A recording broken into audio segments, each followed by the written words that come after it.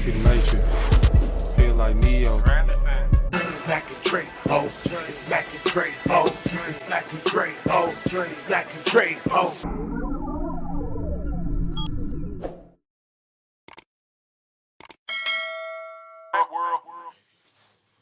Welcome to the Mac and Dre Show. I am Matt Julian. I'm Andre, Lemont. And we're back with another episode. And this is a follow-up from a video we did last year when Karmelo Anthony got locked up for what they call it? Was it attempted murder? Or? No, they gave him no murder charge. Yeah, the murder charge. So in a year's time, it's been so much that's going on with this case. It's crazy as hell. It's like every goddamn few months was a twist. So, you know, they was trying to find representation.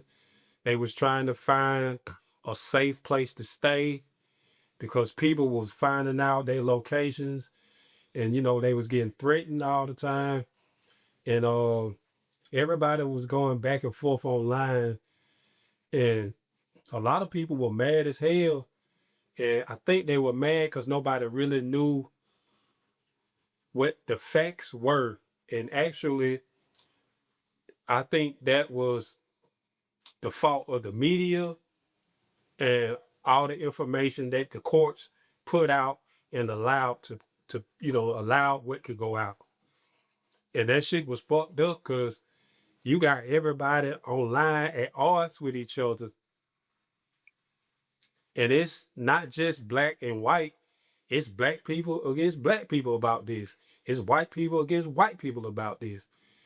It's really blown out of proportion. And I think they wanted to actually just have everybody confused about the case and not really have the facts.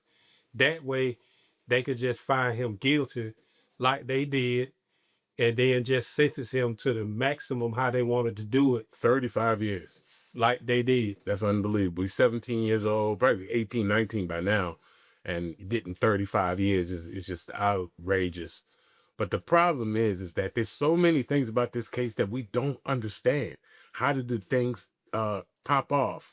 Who was the aggressor? But it was 4 dudes on this one little dude, man. It wasn't just no one-on-one contact. This was 4 dudes on this one dude. But see, nobody don't know that information. People think it was a one-on-one fight. They think it was a 2-on-1 fight. And they think Karmelo was the aggressor. They think a whole bunch of shit. When in actuality, there is the tape, the original tape, I want to say. The original tape show what happened up close. Not the shit that they showing in the courtroom. The shit they showing in the courtroom is where somebody doctored. And it looks like a grainy tape of the incident and you can't really see what's happening because everything looked dark. It looked like dark individuals moving around. So how the fuck you don't have the original tape but you showing that shit? That means that you want a certain outcome in the court case. That's why you showing that fucked up tape. And what I want to know is who made the tape? Who made the fucked up tape? Something about, I guess, in that it was a stadium where they were. So it's probably some kind of a video in that stadium, recording all. No, I'm saying who made the grainy version of that tape? I don't know. I think that somehow they're just trying to downplay the situation. So I'm conflicted on this issue. On one, I'm saying like, okay, some young kids get in a fight. This kid pulls out a knife, ends up killing one of these dudes, man. And it's like, oh man, you know what I'm saying? Why you have a knife? Why are you here with a weapon? What are you doing? Like, you thinking? See, and then another thing too, people were saying it wasn't even a knife. It wasn't. It's some kind of tool to clean it.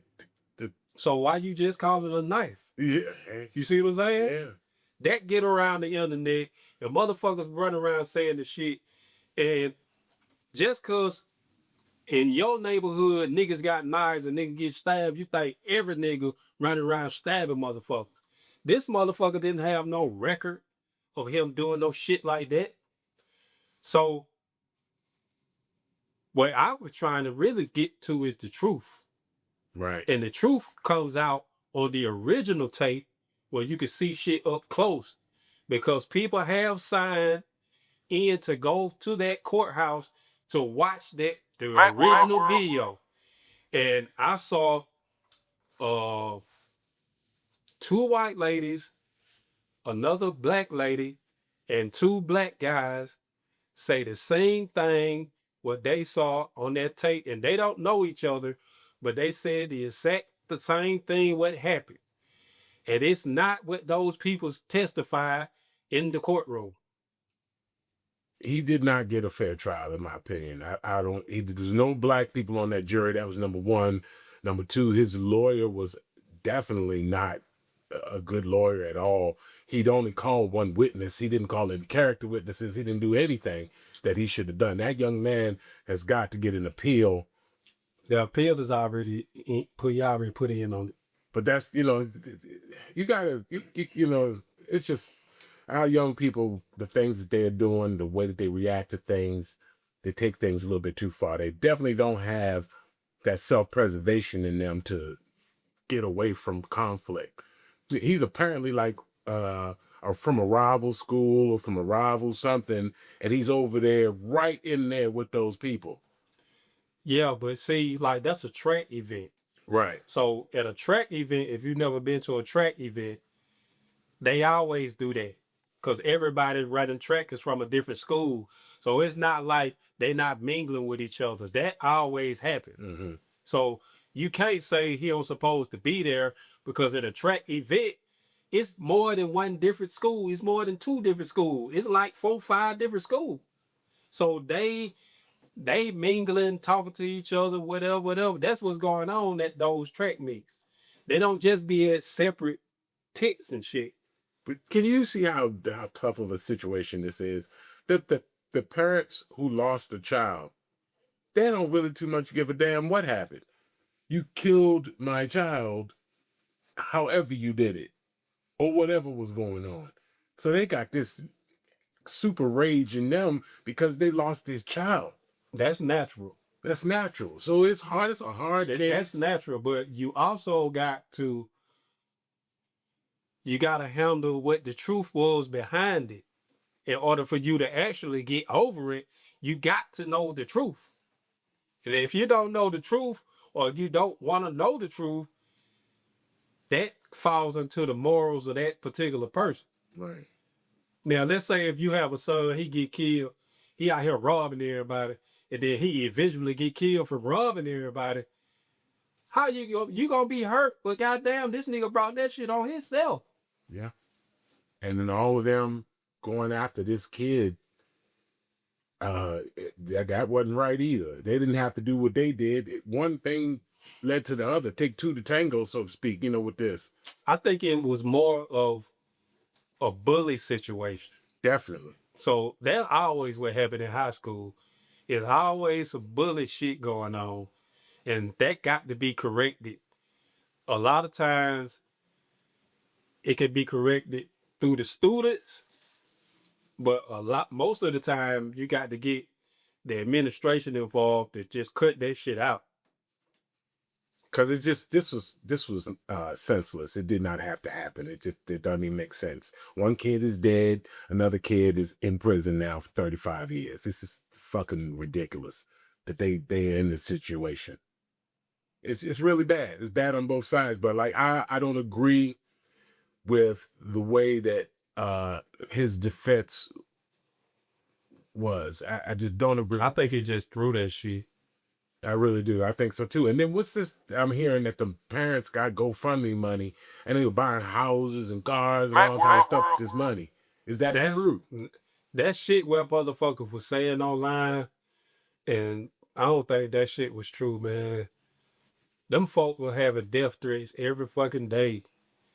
So they trying to move to different spots just to get away, because people are exposing their addresses online where they at. you getting death threats, what would you do? Would you move? Would you go to another spot? Try just to get out the way of shit? You know what I'm saying? Like, Mm-hmm. you gotta understand what the fuck going on. Is high profile. Motherfuckers is in their feelings, and people are looking for revenge. They don't give a damn if their son was right or wrong.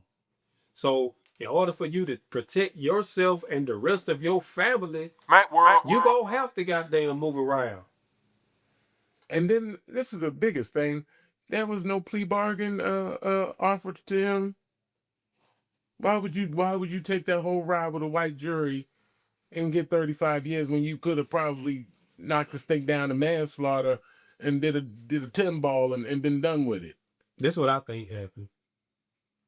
I think that motherfucker told the family one thing, and when they went to the court and went in the courtroom, he did a whole different thing.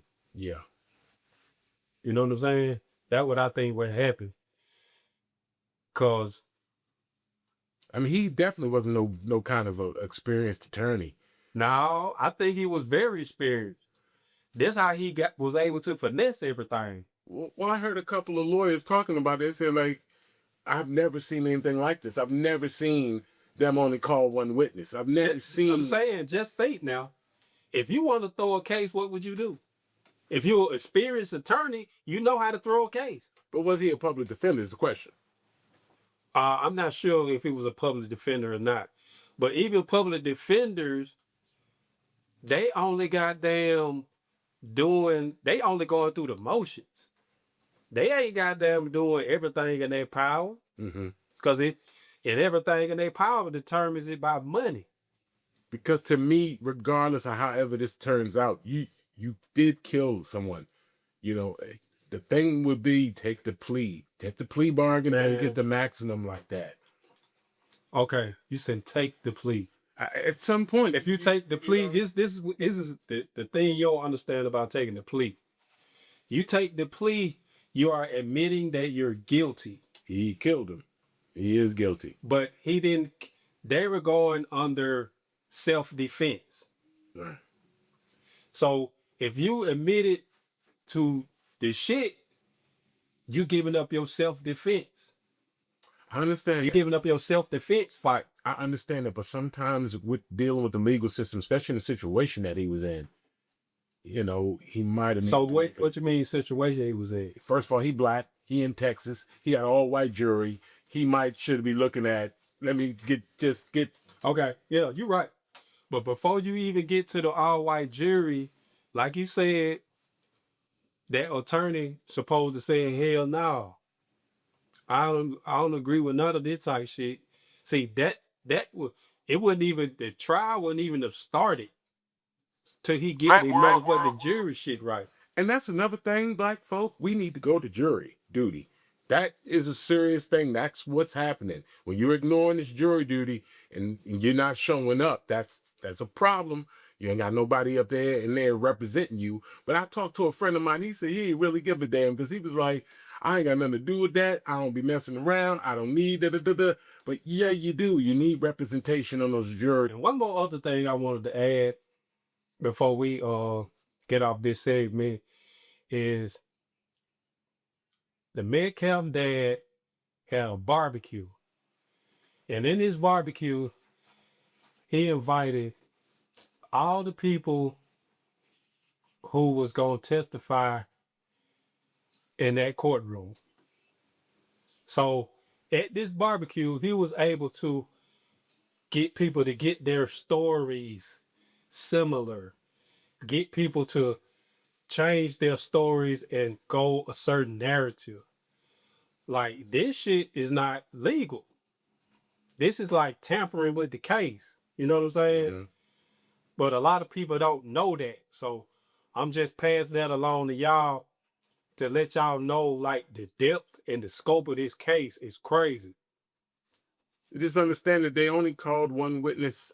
The defense only called one witness. And who was that? I don't know. I think it called his mother. I'm not sure.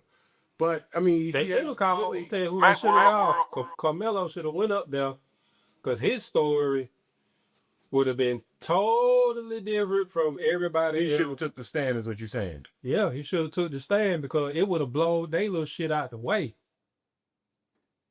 And that's crazy. I mean, look, this stuff is. God forbid I ever want to be in a situation where I'm fighting for my life in a case like this, but you just don't want to be in this kind of situation. Man, you don't want to. Cause it ain't no joke. The probability and the percentage of you getting a life sentence or something like that is very high. Very high. The probability of you walking away scot-free, very low. So it is what it is, man. And I really feel for everybody in the situation. Don't want to see this kid dead, and then don't want to see this other kid be in jail for the rest of his life. I mean, it's something's got to give. Appeals don't necessarily go very well for people. It's almost like once you get convicted and your appeal don't mean nothing. Like, so what, you got an appeal? That don't mean nothing. It usually take a few years. It usually take a few years before you even, and then. And yeah, and in order for some shit to really happen, it's gonna be needed some senators to probably step in there, throw their weight around, and make shit fair. You got to make shit fair, man. And then you are entitled to a fair trial. Not no bullshit. You're entitled to a fair trial. But you kind of got to get it the first time. The appeal ain't used. I've never really seen anybody do an appeal and just, yeah, that worked. No, usually not. But you never really seen a case like this. And he's over sentenced as well. 35 years is too much. It's ridiculous. It's too fucking much. I mean, 20 years would have been something, but 35 years. And it ain't like he started this. They both was the other kid was doing a whole bunch of stuff. Other people were involved in this. That's the crazy part. Like, and I just don't see why you get 35 years for when somebody else had a part to play in it. My sympathies for the kid that's sitting in prison right now as a young man in there and can't get out. That's fucked up. But this is the cause of violence. This is the cause of violence.